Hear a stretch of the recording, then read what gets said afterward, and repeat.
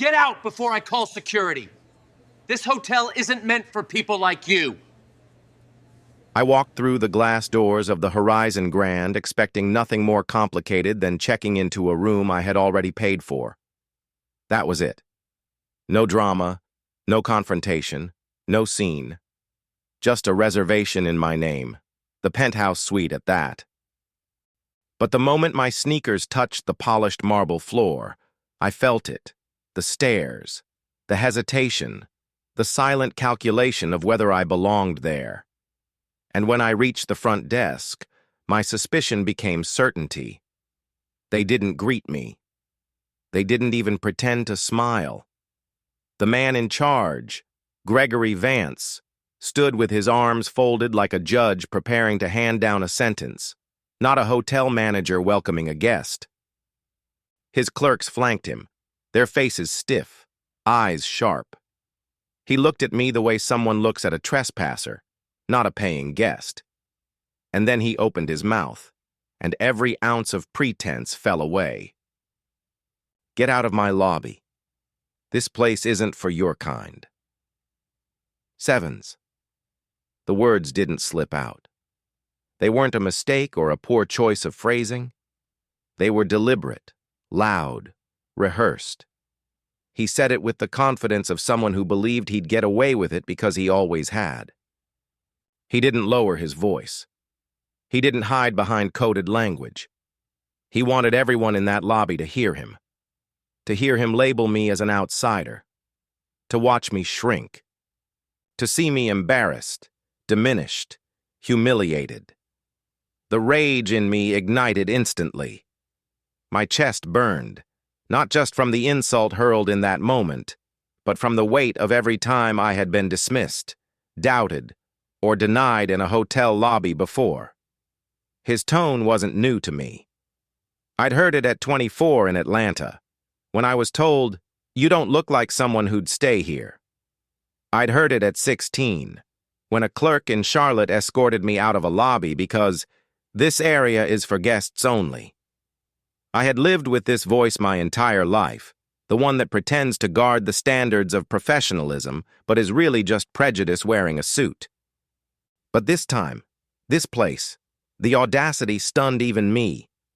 He was staring directly at me, a black woman in plain clothes, and he decided in front of witnesses that I didn't belong.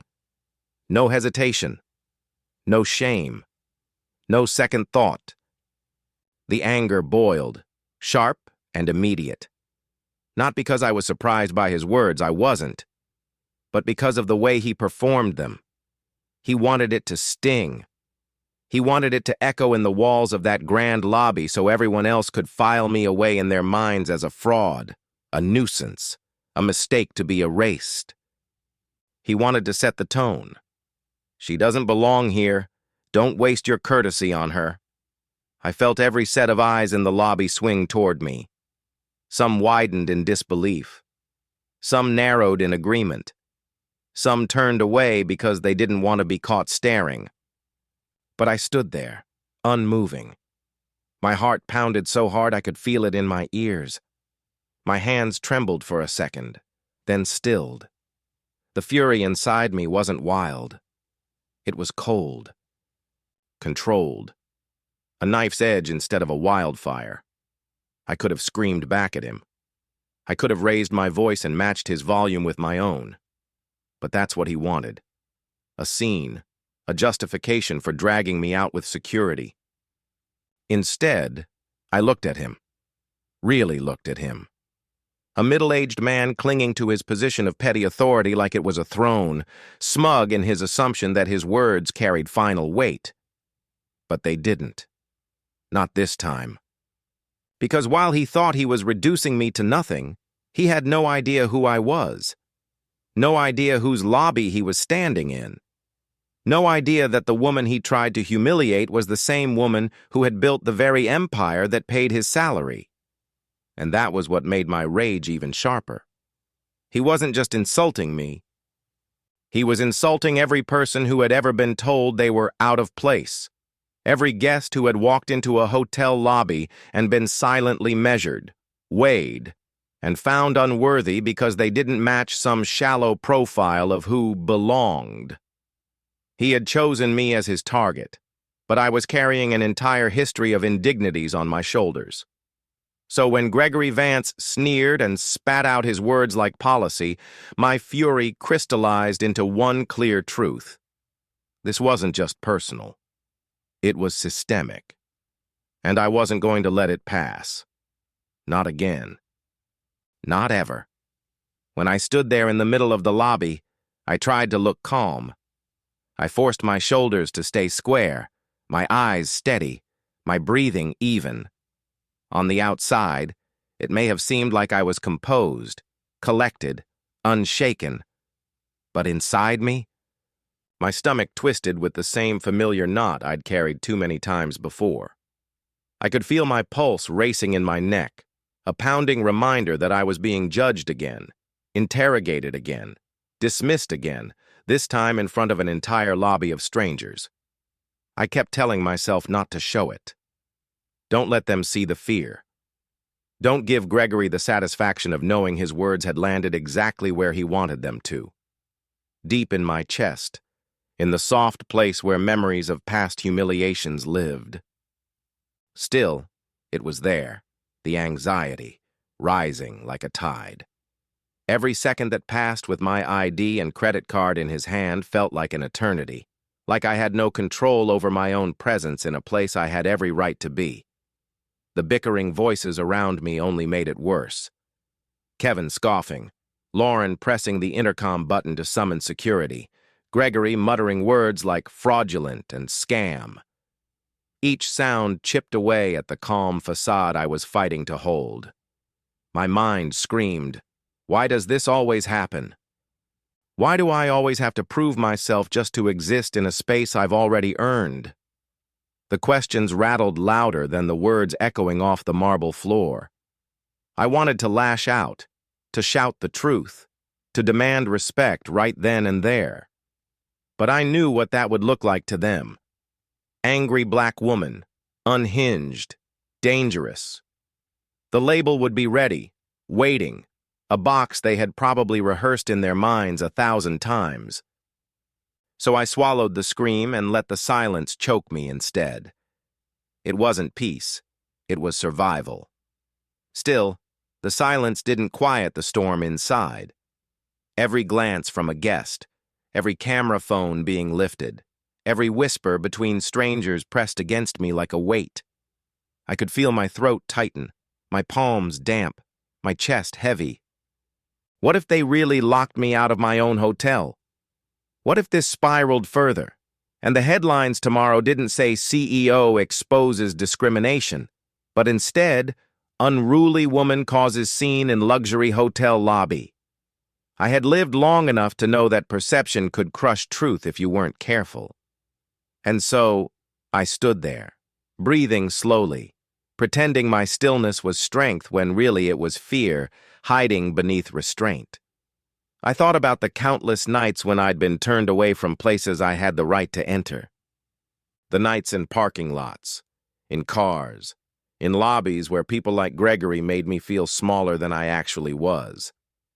That history clung to me like a shadow, whispering, "It's happening again. They're going to erase you again." But this time, there was something different gnawing at me. The awareness that I had more to lose, and more to prove. The name Carter wasn't just a guest reservation.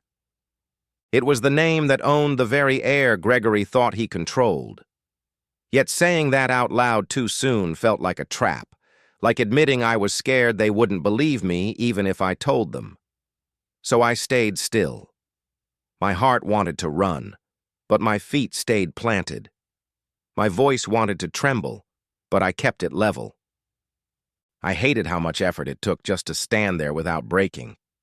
I hated how the lobby, with all its gold trim and polished chandeliers, felt like a stage where I was forced into a role I didn't audition for. The suspect, the intruder, the problem, and behind all of it, the calm mask, the slow breathing, the measured words, was one truth I couldn't shake. I was anxious, furious, and exhausted all at once. Furious that a stranger could reduce me to a stereotype in seconds. Anxious that no matter what I did, it might not be enough to undo his narrative. Exhausted because this wasn't new. It was just another repetition of the same cruel script I'd been handed my whole life. So yes, I looked calm, but inside, I was screaming. Inside, I was burning. Inside, every nerve in my body was begging me to either fight or flee. And yet, I stood there, breathing in the hostility, breathing out the panic, pretending calm while drowning in distress. Because if I cracked, if I faltered, if I showed the storm raging within me, they would win again. And I couldn't let that happen. Not this time. At first, I thought it was just me against them. Gregory's folded arms, Lauren's cold stare, Kevin's smug smirk. It felt like a wall closing in. I expected the rest of the lobby to do what people usually do in moments like this. Look away, keep quiet, pretend not to notice. That's what I'd seen so many times before. Silence was the background music of discrimination. But this time, the silence broke. I heard it before I saw it, the click of a phone camera, the unmistakable sound of someone whispering to record. My eyes flicked to the side, and there she was. A young woman with bright eyes, holding her phone just high enough to catch everything. Sophie Lynn. At first, I was startled, shocked, even. My instinct whispered that I didn't want to be recorded in a moment like this, that I didn't want my humiliation cataloged for strangers to dissect online. But then I caught the look on her face. She wasn't filming me to shame me. She was filming them. She was documenting their cruelty, their arrogance, their shameless violation of what was right. Beside her, another figure leaned closer, Jacob Reed. He didn't just film, he spoke. His voice carried across the lobby like a live commentary. We're at the Horizon Grand in Seattle, and we're watching something ugly happen in real time. The words hit me like a shockwave. He wasn't whispering in secret. He was broadcasting, live, to whoever was watching on the other end. I felt something unfamiliar rise inside me. Surprise, almost disbelief. People were noticing. Not just noticing, but taking a stand in the only way they could, by exposing it. I wasn't alone under Gregory's sneer anymore. Suddenly, there were witnesses who weren't looking away. The surprise spread quickly. Guests in the lobby started pausing mid-step, their luggage wheels halting against the marble. A woman near the elevator clutched her phone tighter, angling it discreetly toward the desk. A man in a navy suit leaned closer to Jacob's live stream and asked, "You getting all this?" When Jacob nodded, the man muttered, "Good. People need to see it." Sevens. For a moment, my chest tightened, not with anxiety this time, but with the bewildering weight of being seen. All my life, moments like this had slipped under the radar. No witnesses. No voices raised. Just me, walking away, swallowing the insult. But now, dozens of eyes were fixed on the truth, and dozens of devices were capturing proof that couldn't be erased. And then came the outrage. Not just mine, but theirs. I heard it in the gasps when Gregory barked, "She doesn't belong here." I heard it in the sharp inhale of the gray-haired woman who shook her head and whispered, "I can't believe what I'm hearing." I saw it in the way the young mother pulled her teenage daughter closer, whispering, "They're going to regret this." Sevens. The fury wasn't mine alone anymore. It was rippling outward, infecting the air. Every word Gregory threw, every insult Kevin added, every sneer from Lauren didn't just cut into me, they ricocheted into the crowd. And instead of silence, The lobby began to hum with discontent, whispers swelling into mutters, mutters sharpening into condemnation. I stood in the middle of it all, almost stunned by the shift. For years, it had always been me swallowing the anger, me carrying the humiliation, me screaming silently inside. Now, strangers were shouldering pieces of it. They were angry for me, angry with me. Their outrage was public, visible, undeniable. I'll admit, I didn't expect it. I had learned to expect indifference, to expect complicity disguised as politeness. But here they were, guests refusing to let this pass quietly. Phones were raised like shields, like weapons of truth, aimed not at me, but at the people trying to erase me. The longer it went on, the stronger the outrage grew. Sophie's voice trembled as she shouted, "This is being posted! People need to see this!" Jacob's livestream numbers ticked upward in real time, his phone screen reflecting a flood of comments scrolling so fast he couldn't keep up. Shock, anger, solidarity. The world outside these walls was beginning to see what was happening inside them. And with every new set of eyes, Gregory's power shrank. I could see it in his face, the way his smirk faltered when he noticed how many phones were pointed at him. For the first time, his arrogance looked brittle. Lauren's confidence cracked too, her fake smile stiffening when she realized her actions weren't happening in the dark. They were illuminated by 100 witnesses, by thousands online. I felt my anger pulse stronger, but it wasn't suffocating anymore. It was shared, distributed, multiplied. The fury was no longer just inside me, it was in the room, in the air, in every guest who muttered, shook their head, or lifted their phone. For once, injustice wasn't being swallowed. It was being recorded. It was being challenged. And it was spreading far beyond these marble floors. Up until that moment, I had been standing alone. Yes, the guests were filming. Their outrage was growing, but the people behind the desk, the ones with the power to act, were united against me. Gregory's arrogance, Kevin's cruelty, Lauren's obedience. It was 3 against 1, and they wielded their positions like weapons. I could feel the weight of that imbalance pressing against me. And then, a single voice cut through it. "She's right," Elena said. I turned my head, barely believing what I'd just heard. Elena Ruiz, the concierge who had been quiet until now, was stepping forward. Her voice wasn't loud, but it was clear. Strong enough to make Gregory flinch. She didn't have authority in the hierarchy, not compared to him, but she had something more dangerous. The truth. "I saw her name in the system this morning," Elena continued. "Her reservation is valid."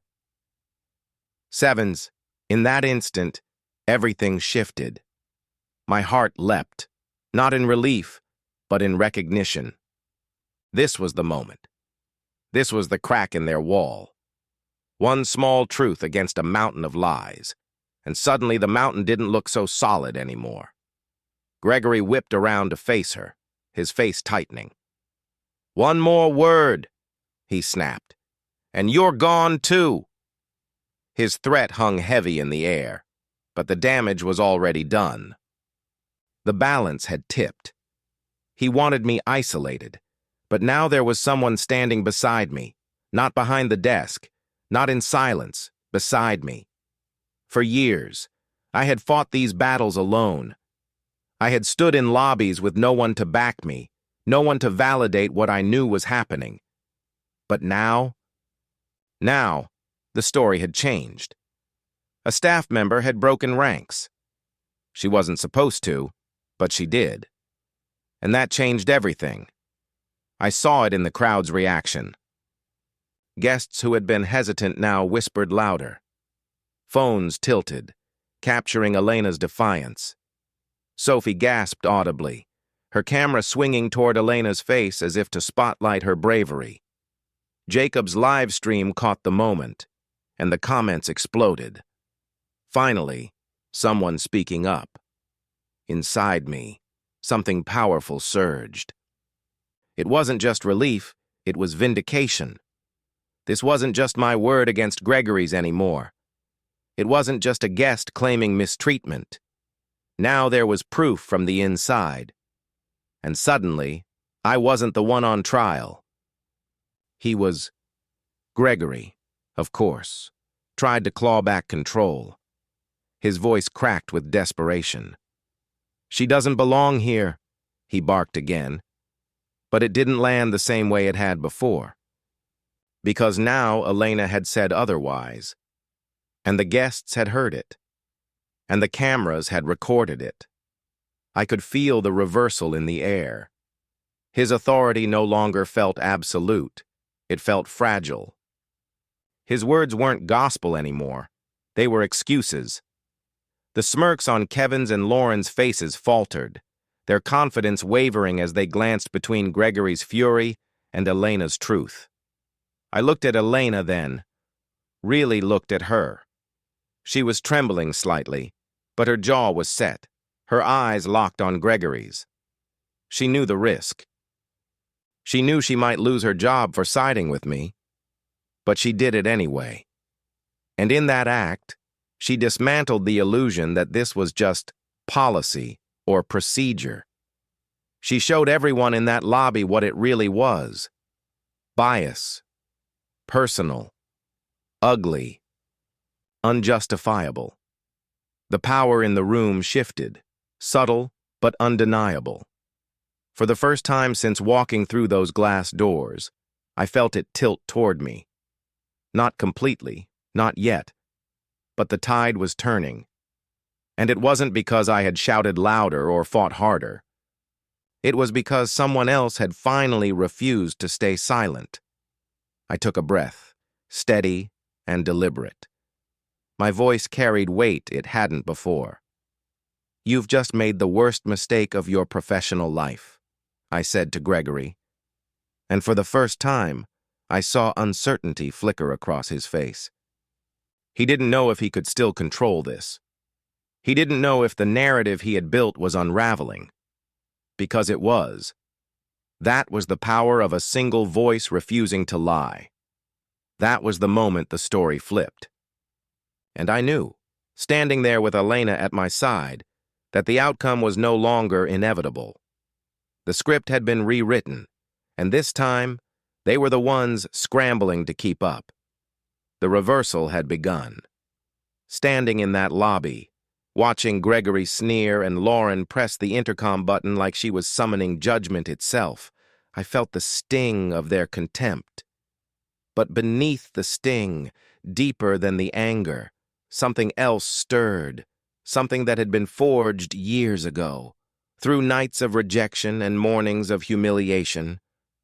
It wasn't just rage that kept me steady. It was memory. And memory had turned into fuel.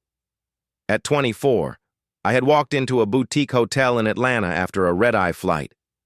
I was exhausted, carrying nothing but my work bag and the hope of rest. I had a confirmed reservation, prepaid, verified, indisputable. Yet when I handed over my ID, the man behind the counter smirked and said words that branded themselves into my bones. "You don't look like someone who'd stay here." "Sevens." He didn't check the system. He didn't even pretend. He just dismissed me, standing there in sweatpants and tired eyes, like my very existence clashed with the image of their premium clientele. He told me the system was down. He told me to come back later when the manager was around. And so I walked back to my car, sat in the driver's seat of a rental, and slept there that night instead of in the room I had already paid for. I remember waking up to the sound of traffic, my back stiff, my heart burning with shame. But shame never sat long with me. Shame hardened. Shame sharpened. That morning, I opened my laptop and began sketching the outlines of a business plan. I didn't know how big it would become, but I knew one thing. I was done begging for space in lobbies that didn't want me. I was going to build lobbies of my own, and I did. Every insult, every doubt, every door closed in my face became brick and mortar in the empire I constructed. Every "you don't belong here" became a line of code in the reservation systems I designed, systems built to recognize names without bias, to honor bookings without hesitation. Every long night where I questioned my worth turned into long days where I fought for it, turning pain into policy, humiliation into hospitality. At 16, when I was told to leave a lobby in Charlotte because this area is for guests only, I had swallowed the humiliation and stood outside on the curb, waiting for my parents to arrive. At 29, when a clerk in Los Angeles demanded a second form of ID, then a third, while 3 white men behind me checked in without even showing one, I had clenched my jaw and endured 2 hours of waiting. But each of those moments carved something into me. They didn't break me. They built me. And now, here I was, in my own hotel, my name on the deed, my vision in every chandelier, my principles written into every staff handbook. And yet, here I was again, standing at the edge of another attempted erasure. Only this time, the ending would be different. The anxiety still knotted in my stomach, but it was braided with resolve. Every insult they threw reminded me of why I had started. Gregory thought he was humiliating me, but all he was really doing was confirming the reason Horizon Hospitality existed at all. He was proof that the world still needed what I had built. Proof that my work was far from done. Proof that my presence here wasn't an accident. It was destiny. So while he smirked, while Lauren called for security, while Kevin locked my card in a safe like a trophy, I didn't shrink. I remembered the parking lots. I remembered the curbsides. I remembered the cold car seats where I once rested my head instead of a pillow in a room I had paid for. And I reminded myself, never again. Not for me, and not for anyone who comes after me. That was my fuel. That was my drive. That was why I stood still, calm on the outside, burning with purpose on the inside. Because this wasn't just about surviving their contempt. It was about showing every single person in that lobby, every guest, every staff member, every stranger holding a phone, that the girl who once slept in a car had built an empire where no one else would have to. And I wasn't about to let 3 small-minded employees tear that down. When Kevin slammed the safe door shut with my black card locked inside, the sound echoed across the lobby like a final insult.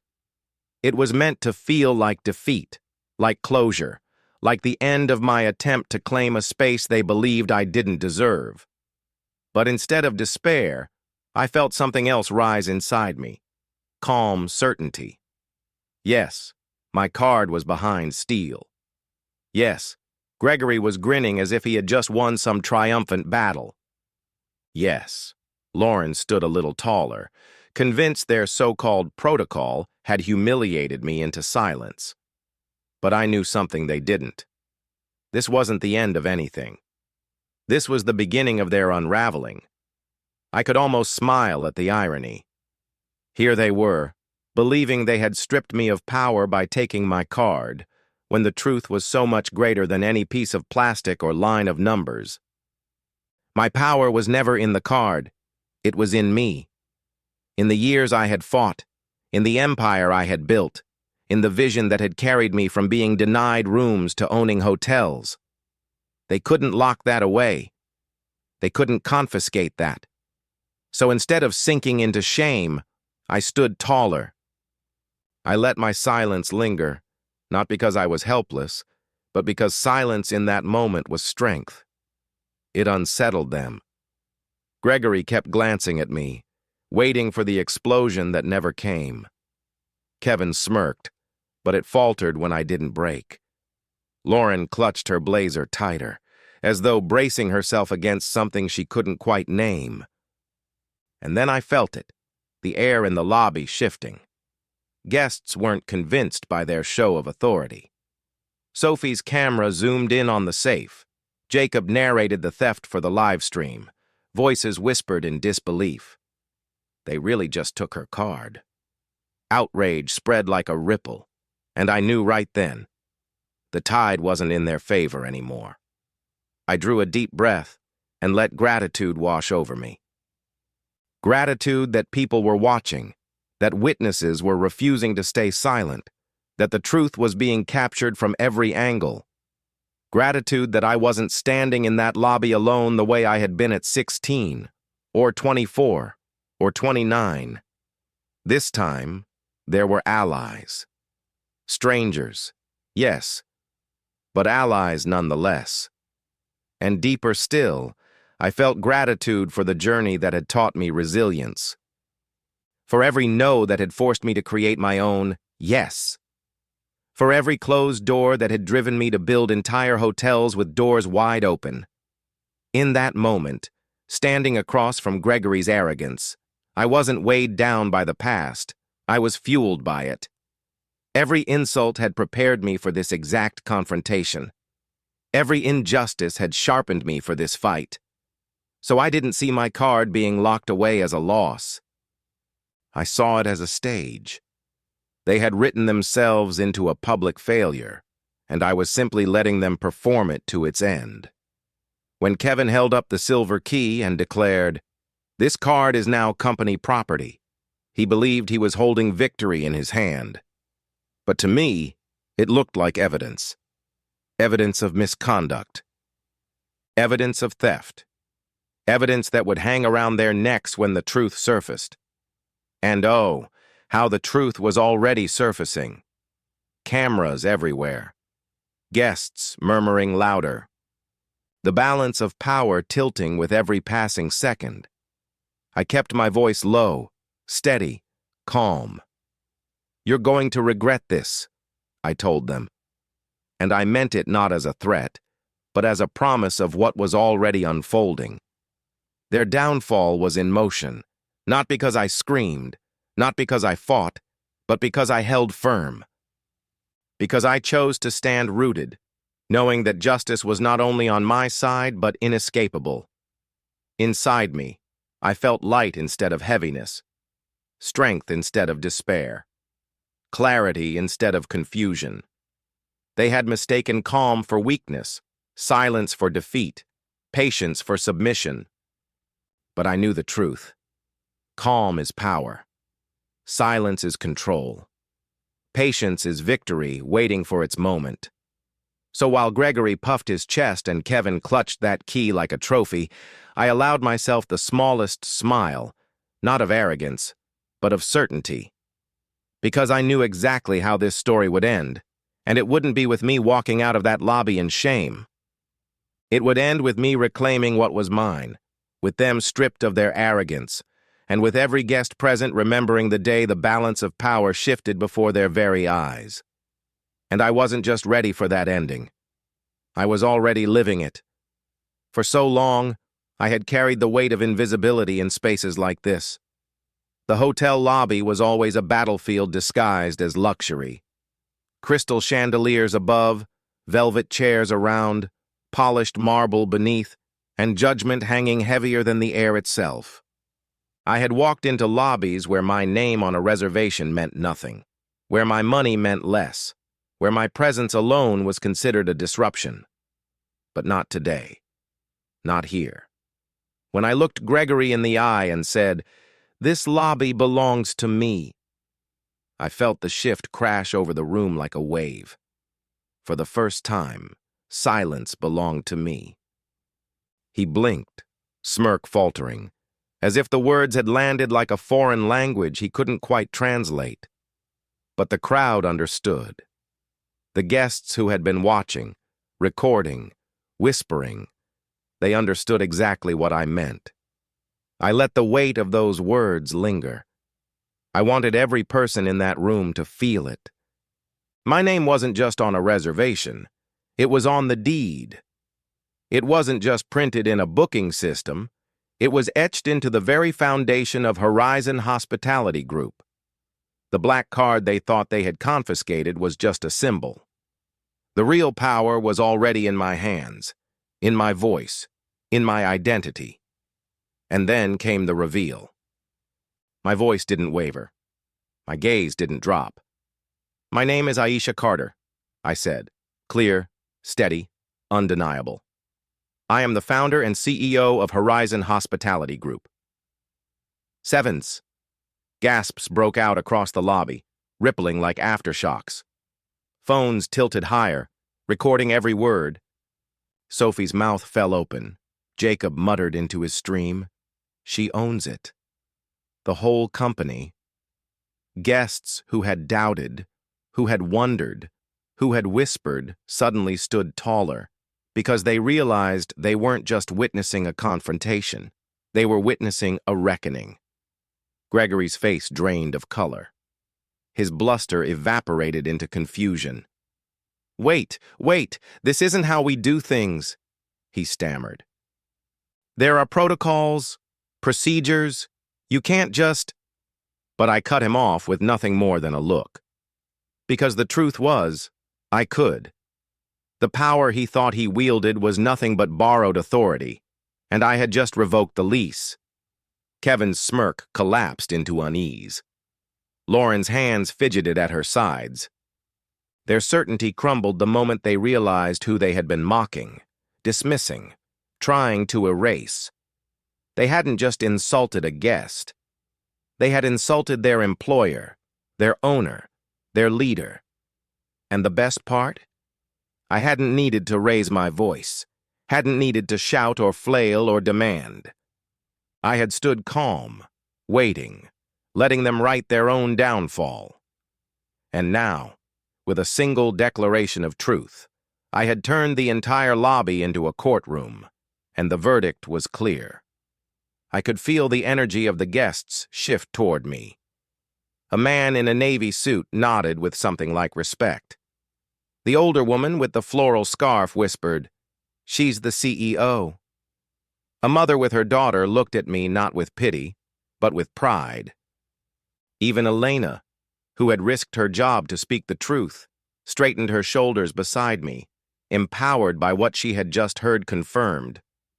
For years, I had built this empire in quiet strength. I had chosen not to flaunt my identity, not to announce my ownership every time I stepped into a property, because I believed respect should come first, before recognition, because I wanted to see the truth of how people treated strangers. And now, that truth was on full display, in front of witnesses and cameras, undeniable, irreversible. This was power, not the petty, performative authority Gregory clung to, but real power, the kind that could dismantle arrogance in seconds, the kind that could rewrite the rules of the space I stood in. When Naya's voice came through my phone, crisp and professional, asking if I wanted to escalate, I didn't hesitate. "Yes," I said. "Terminate Gregory Vance. Terminate Lauren Hayes. Terminate Kevin Patel. Effective immediately." Sevens. And as their badges buzzed red, as access locked out before their eyes, I stood in the very center of the lobby and let the guests see what leadership looked like. Not a man barking insults, not staff stealing property, but a woman reclaiming her space, her dignity, her company, with nothing more than the truth and the authority she had earned. That day, I didn't just reveal who I was, I reminded them all what power really is. The moment their badges buzzed red, the room seemed to freeze.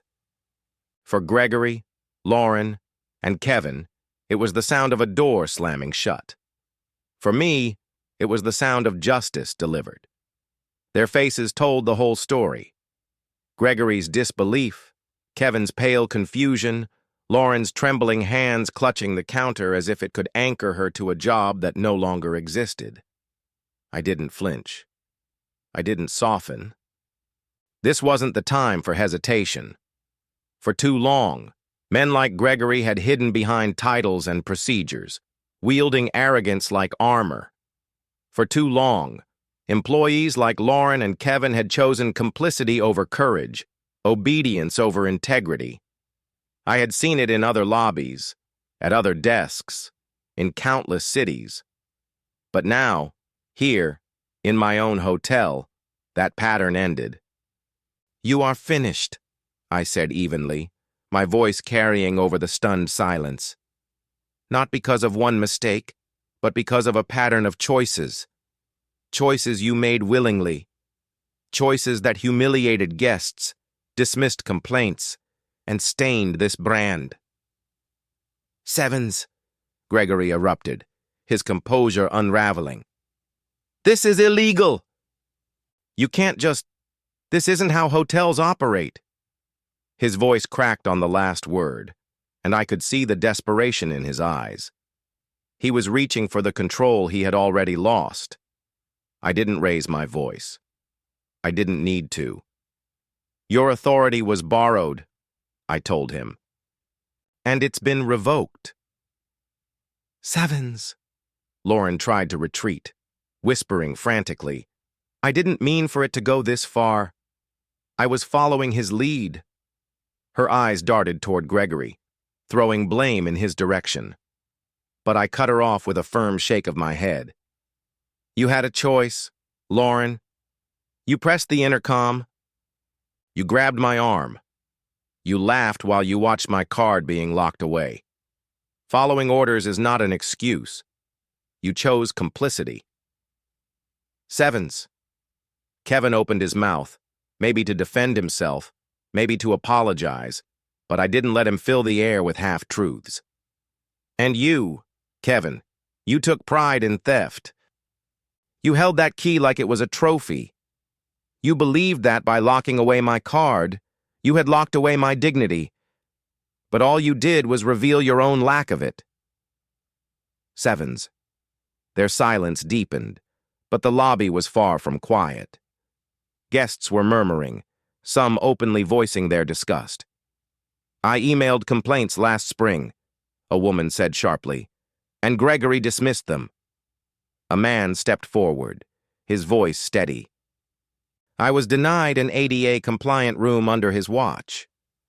Another added, "I was charged twice and ignored until I threatened legal action." Sevens. Each voice was another strike, another nail in the coffin of their reputations. I let the guests speak. I wanted Gregory, Lauren, and Kevin to hear the chorus of consequences from the very people they had failed. "This," I said finally, gesturing to the crowd, "is why you are being dismissed. Not because of me, but because of everyone you disrespected, everyone you ignored, everyone you silenced. Your actions are no longer hidden. They are exposed." Sevens. Gregory's shoulders slumped, his voice dropping to a pitiful rasp. "Why didn't you just say who you were? You set us up." Sevens.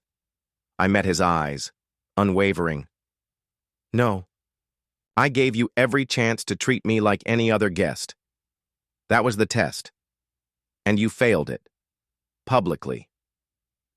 Sevens. When Carla's voice came through my phone, firm and clear, announcing their formal termination, I didn't look away from them. I wanted them to feel the full weight of what had just happened. Their names were being erased from Horizon's system, not quietly, but openly, in front of witnesses, in front of the world. "You are dismissed," I repeated, decisive, final. "Your belongings will be sent to you. Security will escort you out. And you will never again stand behind a Horizon desk." Sevens. They shuffled, pale and broken, toward the glass doors. Guests stepped aside but didn't clear the path silently. They watched. They whispered. They recorded. No one offered comfort. No one reached out. And as the doors closed behind them, I didn't feel pity. I didn't feel doubt. I felt resolve. This wasn't cruelty. This was accountability. And it was long overdue. The glass doors had barely closed behind Gregory, Lauren, and Kevin when the energy inside the lobby shifted. The weight of hostility they had carried out with them dissolved into something else, something stronger, something undeniable. For the first time that day, the air felt like it belonged to me. No, not just to me. To us. At first, there was silence. The kind of silence that comes after a storm, thick and heavy with aftermath. Dozens of faces turned toward me, phones still raised, but their expressions had changed. Where earlier I saw hesitation and curiosity, now I saw something different. Solidarity. And then it began, quietly at first. A pair of hands clapping from the back of the room. Then another. Then another. The applause grew, layered, purposeful. Not the kind of polite courtesy hotels train staff to offer, but the kind of sound that says, "We saw what happened, and we're with you." It hit me harder than Gregory's insults ever could. For so many years, I had been forced to fight these battles alone. I had been dismissed in silence, humiliated in isolation. But now, strangers, guests who owed me nothing, were standing up, not with words but with action. Their applause wasn't just for me. It was for every person who had been treated like I once was. I let it wash over me, let it root me deeper into the marble floor I owned, into the moment I had reclaimed. My voice rose above the clapping, steady and strong. This wasn't just about me. This was about every guest who was told their presence was a problem. About every complaint that disappeared into a system designed to protect arrogance instead of people. That ends today. Sevens. A murmur of agreement rippled through the crowd. One guest, a man in his 60s with tired eyes, spoke loud enough for others to hear. "I've stayed here for years. I filed complaints. Nothing ever changed. Until now." His voice shook, but it carried conviction. Another guest, a young woman still clutching her carry-on, raised her phone higher. "You changed it today. We all saw it."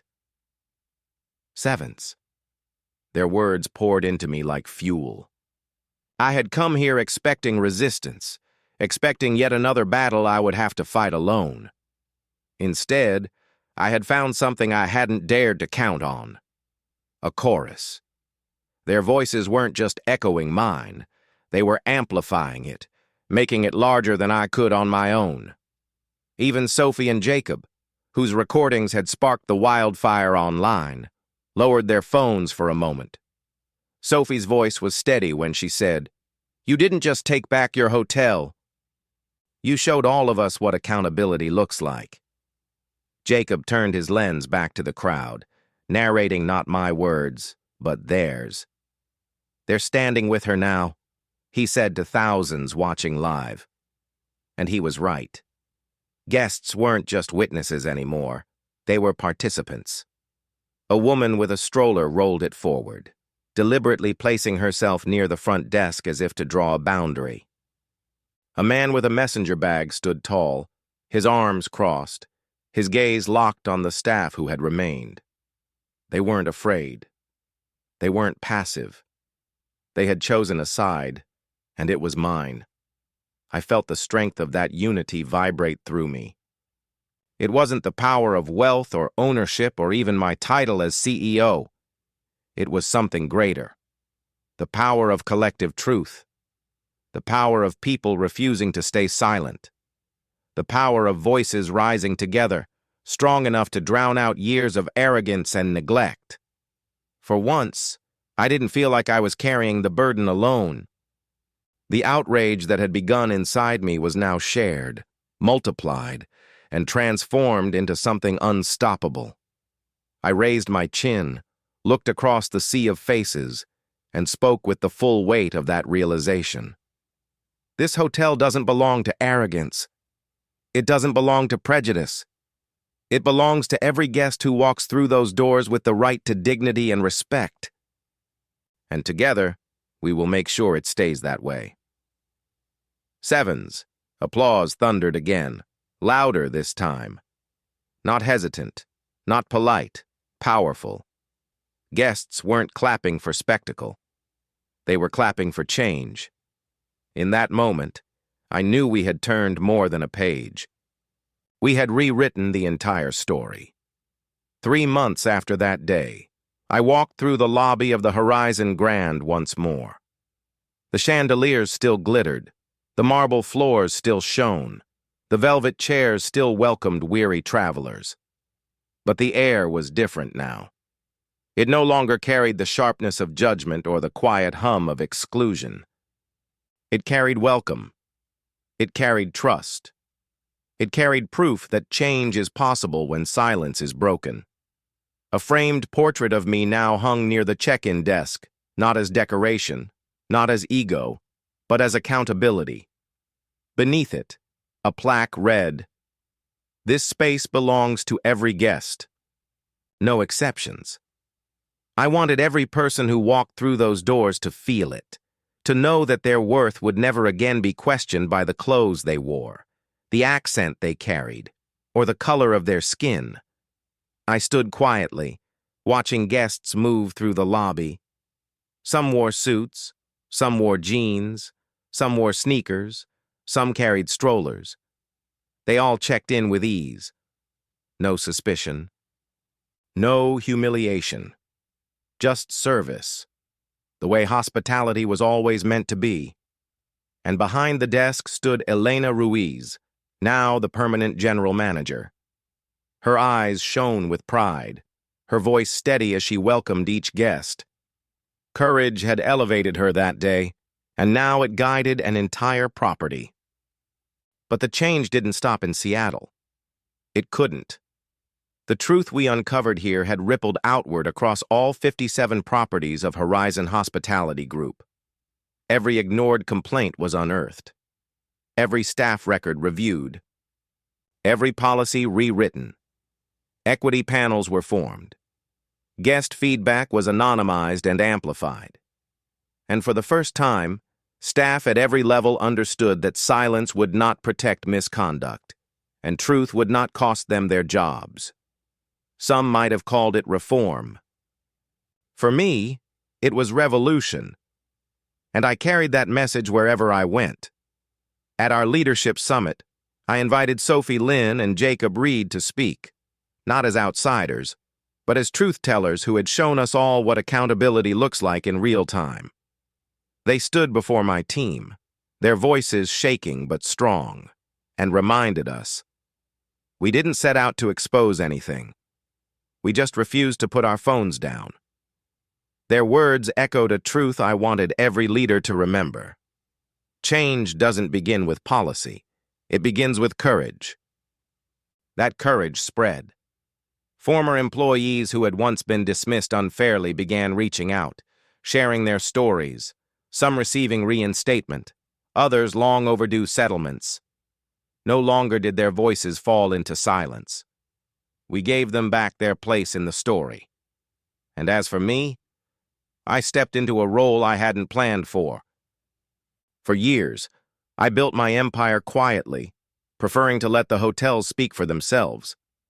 But after that day in Seattle, hiding was no longer an option. My story wasn't just mine anymore.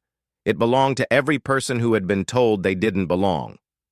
So I founded Horizon Forward, a division devoted to diversity, equity, and inclusion, not as slogans, but as measurable outcomes.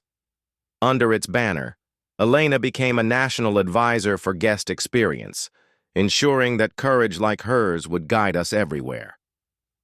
When I stood on stage at the close of that summit, looking out over staff, partners, and guests alike, I spoke the words that had lived in me since I was 16, when I was told to leave a hotel lobby because this area is for guests only. Sevens.